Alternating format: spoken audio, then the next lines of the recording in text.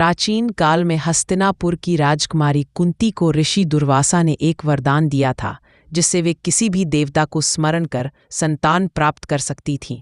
उत्सुकतावश उन्होंने सूर्यदेव का आह्वान किया और सूर्यदेव ने उन्हें एक तेजस्वी पुत्र दिया, कर्ण। उस बालक के कानों में दिव्य कवच कुंडल थे जो उसे अजेय बनाते थे, परंतु अविवाहित होने के कारण कुंती भयभीत हो गई और समाज की निंदा से बचने के लिए नवजात कर्ण को एक टोकरी में रखकर नदी में बहा दिया। वह टोकरी बहते बहते अंग देश के सारथी अधिरथ और उनकी पत्नी राधा के हाथ लगी। दोनों ने उस बालक को पुत्रवत अपनाया। इस तरह सूर्यपुत्र कर्ण राधा कहलाया। राधा का पुत्र कर्ण बड़ा हुआ तो उसका कौशल अद्भुत था। वह धनुर्विद्या में अर्जुन से किसी तरह कम नहीं था, परंतु जब वह गुरु द्रोणाचार्य के आश्रम पहुंचा तो उसे शिष्य बनाने से मना कर दिया गया क्योंकि वह सूत पुत्र था। निराश होकर कर्ण ने महादेव के उपासक परशुराम के पास शिक्षा लेने का निश्चय किया।